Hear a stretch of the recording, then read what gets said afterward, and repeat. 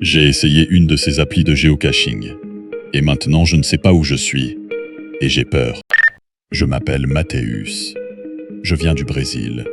Et j'ai toujours été obsédé par le géocaching. J'adore l'adrénaline de la chasse, les contenants cachés. Mais allons droit au but. Je suis récemment parti en voyage en Allemagne. C'était cher. Et je ne voulais pas gaspiller mon argent à m'ennuyer. Alors, j'ai décidé de vérifier le géocaching pour des caches locales. J'ai fait environ 19 chasses réussies, trouvant toutes sortes de babioles. Mais la 20e fois, c'est là que tout a mal tourné.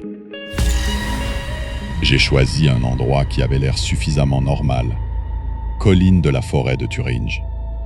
La difficulté était notée presque maximale, ce qui ne faisait que renforcer ma détermination. J'ai voyagé pendant une semaine pour atteindre l'emplacement. Quand je suis enfin arrivé, j'étais sans voix. C'était une colline, ni trop haute, ni trop basse, nichée dans une dense forêt de pins. C'était terriblement silencieux. Pas d'animaux, pas d'insectes, pas d'oiseaux, pas de gens. C'était à des kilomètres de tout village, mais c'était magnifique. L'herbe était d'un vert vif, parsemée de fleurs comme si c'était un printemps éternel. J'ai commencé à chercher à 4h50, j'ai cherché partout, mais je n'ai rien trouvé.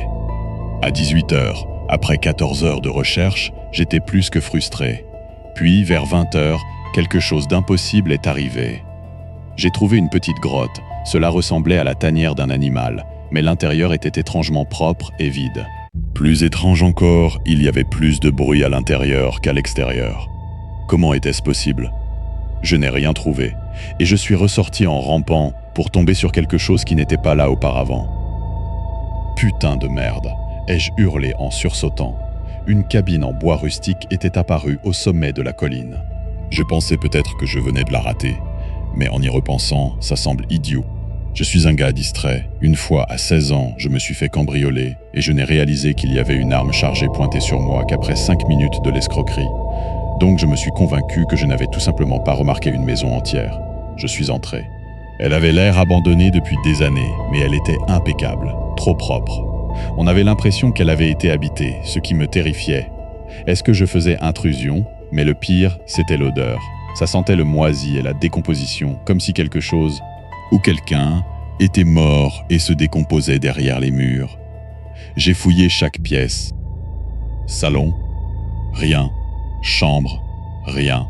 Cuisine, salle à manger, salle de bain? Vide. J'ai réalisé que l'odeur venait du seul endroit que je n'avais pas vérifié. Le sous-sol. Je ne voulais pas descendre là-bas, mais je devais le faire.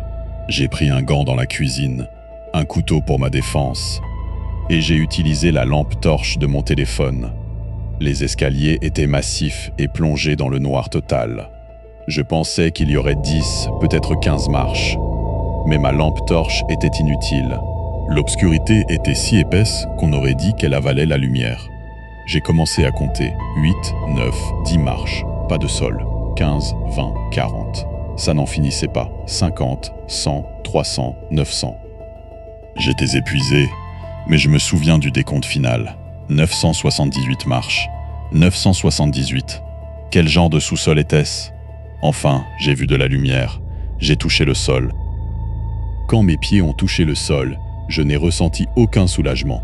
Le silence des escaliers a été remplacé par un bourdonnement électrique aigu venant du plafond. Un son si constant que je pouvais entendre mon propre sang pulser dans mes tempes. L'endroit était un labyrinthe d'angles droits parfaits. Pas de courbes, seulement des intersections et des carrefours. Comme si quelqu'un avait conçu une ville basée sur des panneaux de signalisation, mais avait oublié les rues. Le plafond en béton était bas, me faisant sentir écrasé, mais la pression de l'air était identique à celle de la surface. J'étais à près de 600 pieds sous terre, l'équivalent d'un immeuble de 60 étages enterré dans la terre, et mes oreilles n'avaient même pas pété. Le sol était recouvert d'un tapis gris rougeâtre terne. Je ne pouvais pas dire s'il s'agissait de la couleur d'origine ou de décennies de poussière compactée et de toiles d'araignée. L'odeur était un mélange écœurant de parfums de maisons neuves et de l'air suffocant d'une pièce fermée qui déclenchait instantanément mes allergies. C'était un froid confortable, comme une pièce après une tempête de pluie, mais ce confort était ce qui me faisait le plus peur.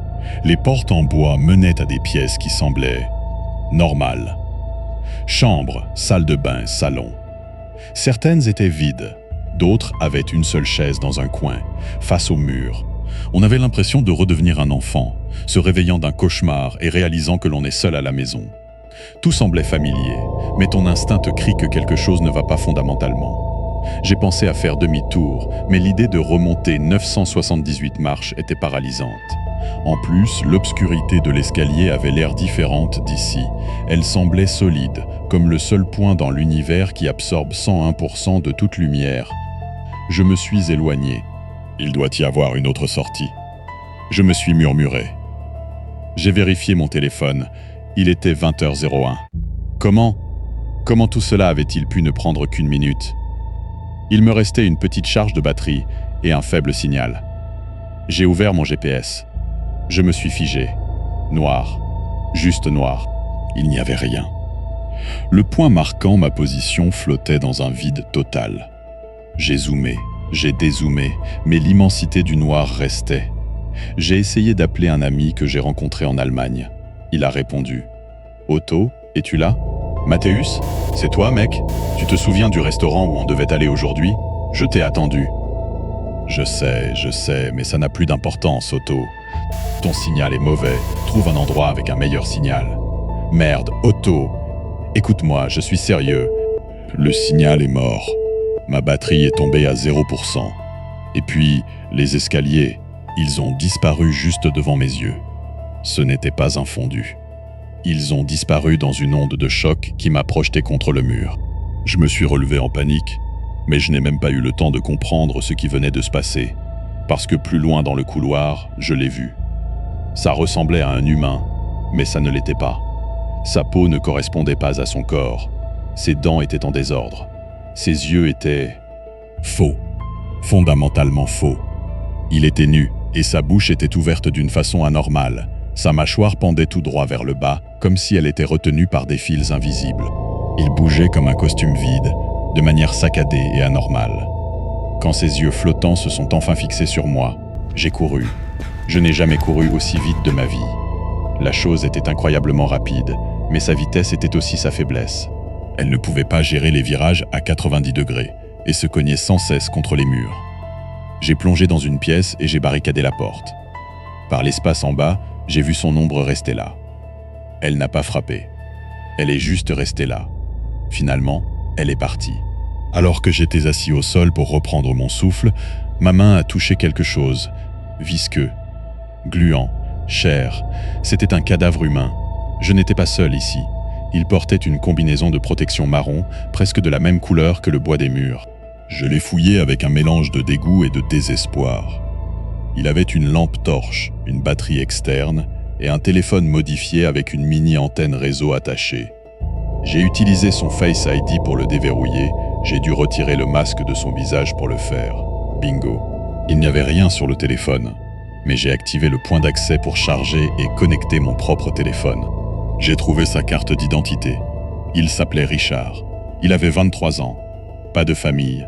Il était un BWE pour quelqu'un appelé Léa. J'ai réussi à me déplacer jusqu'à une zone de cuisine et j'ai barricadé la porte avec un meuble. Il y a beaucoup de nourriture ici. J'ai regardé mon téléphone. Il est 20h03. Seulement 3 minutes se sont écoulées depuis que je suis entré dans le sous-sol. Aucun de mes contacts ne répond. Si quelqu'un qui regarde cette vidéo sait quelque chose, s'il vous plaît, dites-le moi dans les commentaires. Qu'est-ce que je dois faire? Qui est Léa? S'il vous plaît.